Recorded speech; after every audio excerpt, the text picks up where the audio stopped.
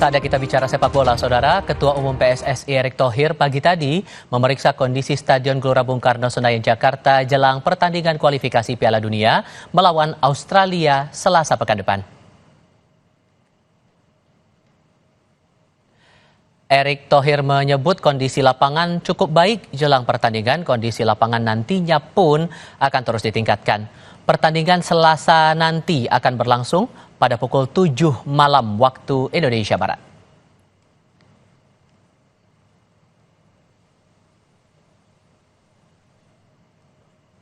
Di lapangan yang untuk pertandingan tanggal 10 dan kondisinya baik, nanti kita ada improve sedikit, insya Allah pertandingan bisa lancar. Amin. Timnas Australia sudah tiba di Jakarta pada Jumat sore menjelang laga melawan Timnas Garuda di babak ketiga kualifikasi Piala Dunia 2026. Australia kehilangan penyerang tengah Kusidi Yengi yang mendapat kartu merah saat melawan Bahrain. Timnas Australia datang dengan modal buruk setelah sebelumnya takluk dari Bahrain dengan skor 0-1 di kandang. Pertandingan Timnas Indonesia lawan Australia akan berlangsung di Stadion Utama Gelora Bung Karno Senayan Jakarta 10 September nanti.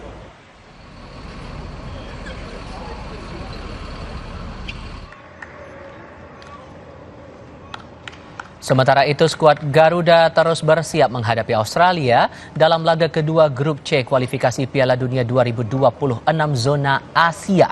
Timnas Indonesia diharapkan bisa kembali meraih poin untuk memperbesar peluang lolos ke putaran final Piala Dunia 2026.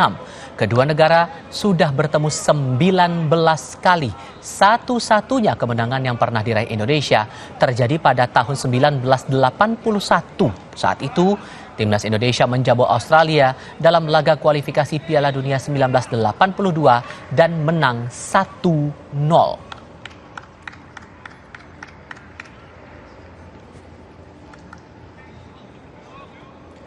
Pelatih Timnas Indonesia Shin Tae-yong menegaskan skuad Garuda siap menghadapi Australia dalam laga kedua kualifikasi Piala Dunia 2026 zona Asia Grup C. Shin Tae-yong meminta pendukung atau supporter Timnas Indonesia datang dan memenuhi Stadion Utama Gelora Bung Karno untuk membantu menurunkan mental pemain Australia. 좀 더 지켜봐 주시고 한 경기 한 경기 최선을 다할 것이다. 그리고 우리가 호주랑 개백가에서 있는 홈 경기에서 우리 팬들이 찾아와 주셔서 상대를 압도할 수 있는 응원을 해주시고 우리 개개인 선수들한테 응원의 메시지를 해주시면 저 또한 힘을 얻고 우리 선수들 힘을 얻고 분명히 좋은 성적을 낼 수 있게끔 최선을 다하도록 하겠습니다. Penampilan Martin Paes saat laga Timnas Indonesia lawan Arab Saudi mencuri perhatian.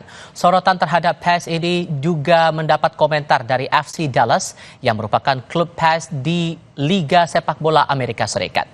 Demi lambang Garuda di dada, demikian takarir atau caption di salah satu unggahan FC Dallas dengan bahasa Indonesia. Salah satu unggahan yang paling ramai mendapat komentar yakni saat FC Dallas mengunggah meme Paes di ruang kelas. Kelas, tulis meme berwajah Paes di whiteboard dengan suasana ruang kosong.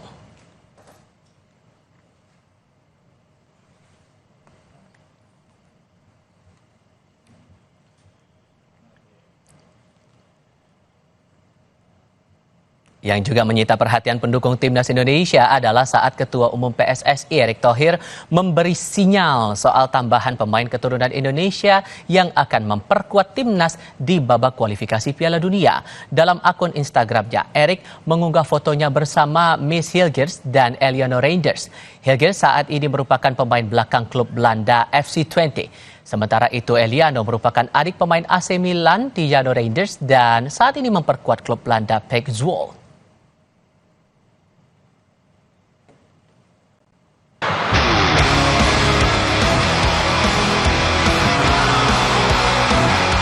Timnas Australia secara mengejutkan kalah dari Bahrain 0-1 pada laga perdana Grup C babak ketiga kualifikasi Piala Dunia 2026 zona Asia. Pelatih Australia Graham Arnold berharap para pemainnya belajar dari kesalahan ini dan bisa meraih kemenangan saat menghadapi Indonesia. But overall, we've just got to pick ourselves up quickly. We've got a quick turnaround to Indonesia, and we've got to make sure that we learn from that and we move on. Sementara timnas Garuda bakal tampil maksimal setelah mampu mencuri 1 poin di kandang Arab Saudi. Pelatih timnas Indonesia Sintayong menyebut para pemain makin percaya diri setelah hasil seri di markas Arab Saudi. 우리 선수들을 믿고 있고 제가 하고자 하는 목표는 분명히 선수들한테 동기부여를 시킬 수 있는 부분이 있기 때문에 그렇게 만들 것이고. Keberhasilan timnas mencuri 1 poin dari tuan rumah Arab Saudi membuat Indonesia berada di peringkat keempat klasemen sementara grup C kualifikasi Piala Dunia 2026 zona Asia. Skuad Garuda akan menjalani laga penting melawan Australia dalam penyisihan Piala Dunia 2026 Grup C Zona Asia. Apa yang sudah dipersiapkan menghadapi pertandingan ini? Kami akan bahas bersama Ketua Badan Tim Nasional Indonesia Sumarji dan pengamat sepak bola Anton Sanjoyo. Selamat sore semuanya, apa kabar? Selamat sore. Terima kasih semuanya sudah hadir dalam diskusi kami kali ini. Pak Sumarji, saya ke Anda dulu. Hasil kita 1-1 saat melawan Arab Saudi dan bisa jadi modal kuat kita lah untuk para pemain kita. Bagaimana kemudian bisa memastikan mental para pemain ini tetap terjaga saat nanti melawan Australia? Ya, jadi yang pertama kami tentu mengucapkan terima kasih ya, support, dukungan dari masyarakat Indonesia ya. Yang berikutnya berkaitan dengan kesiapan timnas Indonesia menghadapi Australia yang akan dilaksanakan nanti tanggal 10 ya di GBK. Tentu kesiapan tim saat sekarang ini adalah menjaga dan sekaligus menguatkan mental para pemain. Karena apa? Dengan modal kita bisa meraih poin, mencuri poin di kandang lawan di Arab Saudi. Tentu itu modal yang sangat baik dan bagus sekali buat tim ya, untuk lebih menguatkan mentalnya para pemain ketika nanti akan menghadapi lawan berikutnya. Terutama ini kan kebetulan akan main di home ya, akan main di home di Jakarta. Nah, bagaimana kesiapan daripada tim sendiri, terutama berkaitan dengan mental, fisik para pemain. Yang pertama perlu saya sampaikan, setelah kemarin kita tiba di Jakarta malam, kita langsung lakukan recovery, terapi-terapi kepada pemain-pemain yang mengalami cedera ringan. Selanjutnya pagi tadi kegiatan rutin seperti biasa.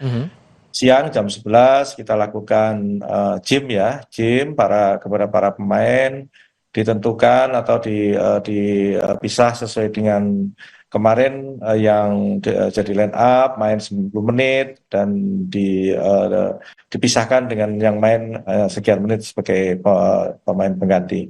Oke. Jadi dari situ tentu kita bisa lebih lagi memberikan motivasi kepada para pemain agar supaya mental tetap bisa terjaga dengan baik dan recovery cepat segera dilakukan, sehingga dengan upaya yang kita lakukan di tim sendiri itu tujuannya untuk benar-benar bisa mempersiapkan para pemain itu dengan maksimal. Karena dengan target bisa menang lawan Australia ya Pak?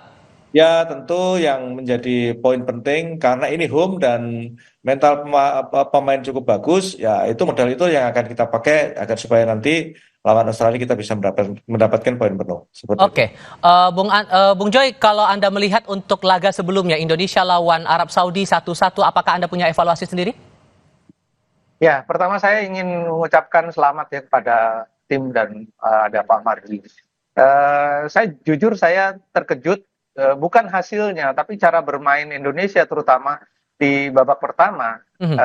Bahkan saya catat itu sebetulnya Indonesia leading di semua lini, ya, bahwa Arab Saudi tidak bisa melakukan serangan, seperti kebingungan, pemain-pemain Indonesia begitu disiplin, terutama pemain tengah dan belakang ya. Menurut saya itu salah satu penampilan timnas senior yang terbaik menurut saya di 45 menit babak pertama.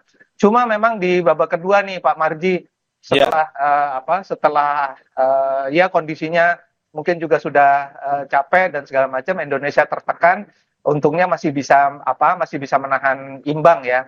Tapi catatan saya memang pemain lapis kedua ini harus ditingkati nih Pak Marji, karena menurut saya pemain lapis kedua ini levelnya sedikit di bawah yang starting line up kemarin.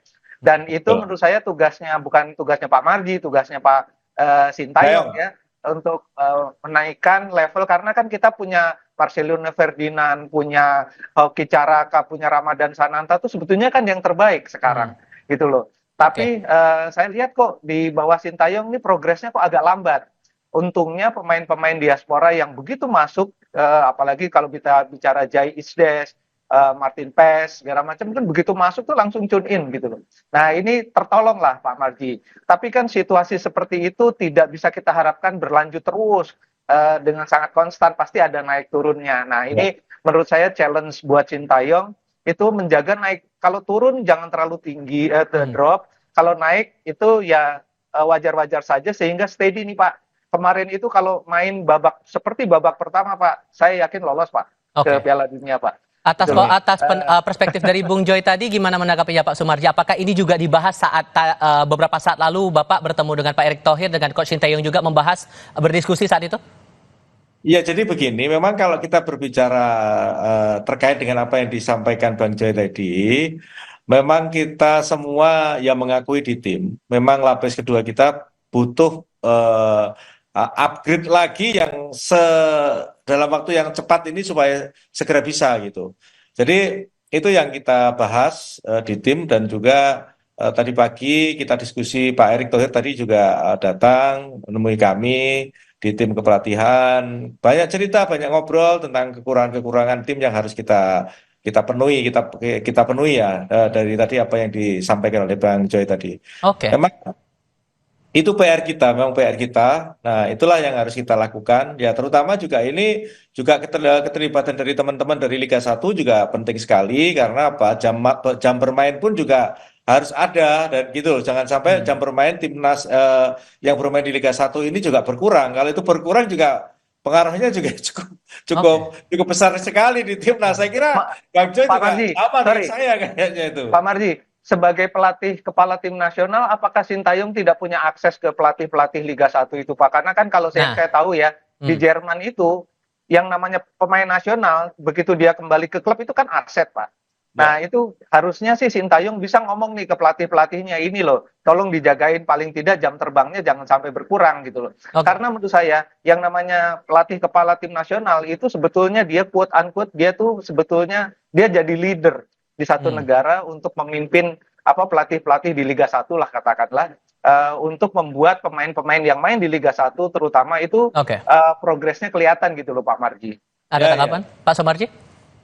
Ya, jadi begini. Itu sebenarnya sudah dilakukan oleh Coach Sintayong ya. Bisa dilihat sendiri ketika beberapa klub bermain di Liga 1, Coach Shin langsung datang, dan juga tentu itu tujuannya untuk itu sebenarnya. Tujuannya untuk itu, untuk bisa mengkomunikasikan itu hal yang kurang. Nah, tadi juga bagian terpenting yang disampaikan oleh Pak Ketua Umum juga ke saya juga sama. Jadi BTN juga nanti harus bisa mengakses juga kaitannya dengan beberapa pemain-pemain yang dimainkan, yang di timnas, yang selalu dipanggil timnas, ini bagaimana progresnya di klub itu, baik klub yang ada di Liga 1 maupun yang di luar. Ini harus kita jalankan dan harus kita buat sistem. Maka ke depan memang harus ada istilahnya ikatan kontrak atau ikatan apalah.